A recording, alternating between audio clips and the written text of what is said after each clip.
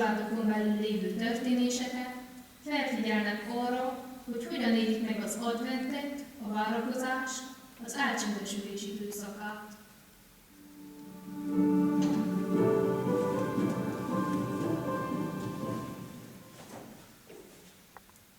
Egy kevésbé tehetős család mindennapjaiban nyerhetünk betekintést. Az anya az estéhez közeledve úgy dönt, hogy elosztja azt a megmaradt kevés kenyeret gyerekei között. Az apa korgó hassal, fáradtan hazatérve, látván, hogy felesége a maradék kis kenyeret osztja szét gyerekei között, úgy dönt, hogy nem szól erről, hanem gyerekeit és feleségét megölelve fogadja a meleg otthon szeretetét. A szülők nézik, hogy gyerekeik mosolyogva eszik a kenyeret, és boldogság tölti el szívüket. Közös esti imával zárják a napot, és hiszik, hogy az advent csodája elhozza az örök békét. Jó és bal sorsodban egyként áld az Istent, ő adja a jót, ő ki rossztól megment.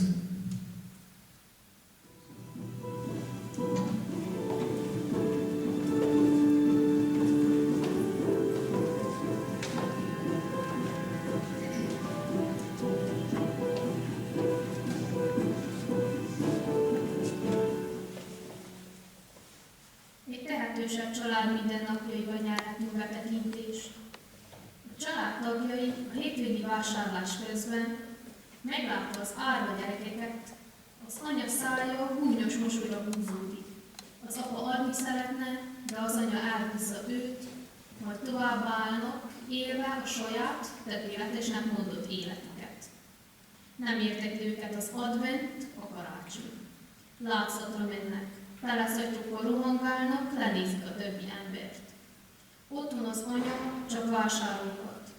Az apa a kanapén ülve figyeli a történteket. A lányuk barátnőjével egy buliból hazaérve szétesve érkezik meg, és a szülőket figyelmén kívül hagyva telefonjába menekül mindkettő. A szülők sem fejeznek ki nagyobb érdeklődést irántuk, nem veszik figyelembe őket. Ne hidd, hogy a rosszat titokban cselekszed, látja Isten és érzi lelkiismereted. Lelkiismeretet fordul életedben, holtod után pedig megítél az Isten.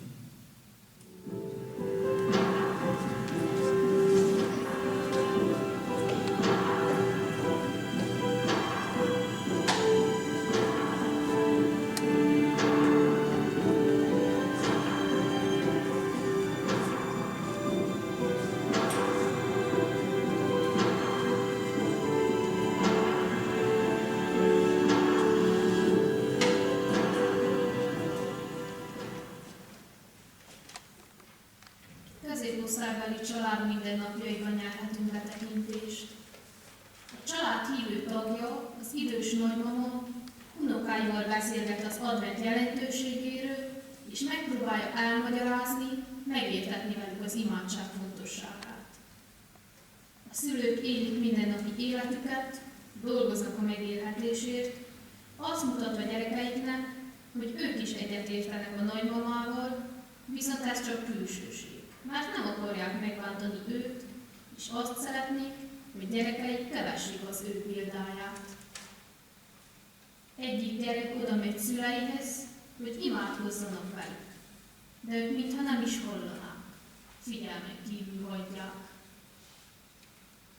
Este a nagymama leül beszélni a szülőkkel, és megdolgálja őket képmutatásukért. Nyugtalan a szívünk, lelkünk, míg te benned el nem nyugszik Istenünk, ezért te légy életünk útján vezérünk és győzelmünk.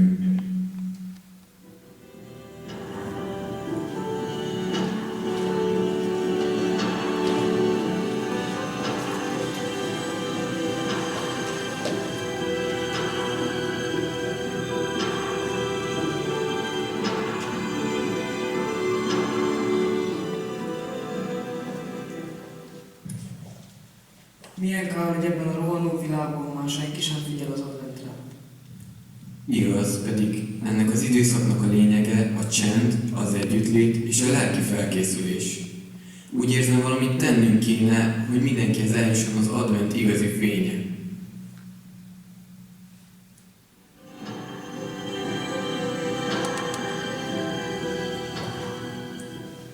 Mennyei atyánk, add, hogy a földön élő összes ember újra és újra felfedezhesse az advent fényességét. Kérlek, segítsd őket, hogy lelassuljanak és helyet adjanak a te jelenlétednek. Add, hogy a gyertyák ne csak otthonainkat, hanem szívünket is beragyogják. Kérlek, segíts minket, hogy kicsiny emberekként is fényt tudjuk vinni a világba.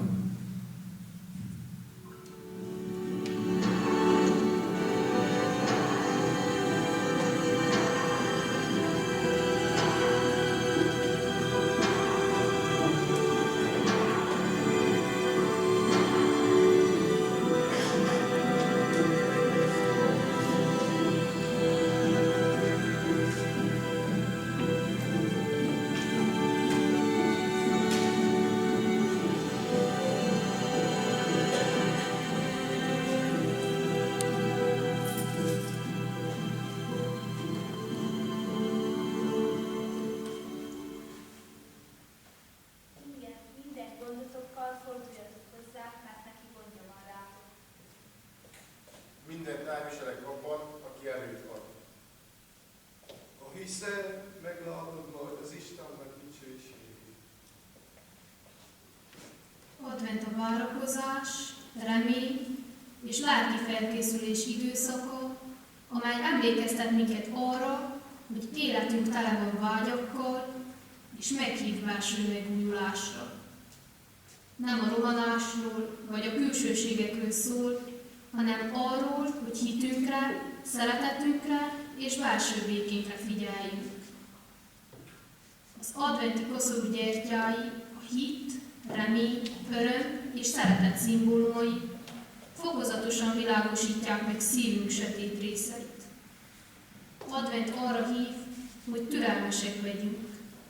Felismerjük a várakozás értékét, és befogadjuk Krisztus megváltó üzenetét abban a világban, amelyben mindent azonnal akarunk, egy fény, amely megmutatja, hogy a legértékesebb dolgokra érdemes várni. Ez az időszak lehetőség arra, hogy életünket a szeretet, hit és remény vezérelje, és szívünkben is meggyulladjon a karácsony fénye, a világ világossága.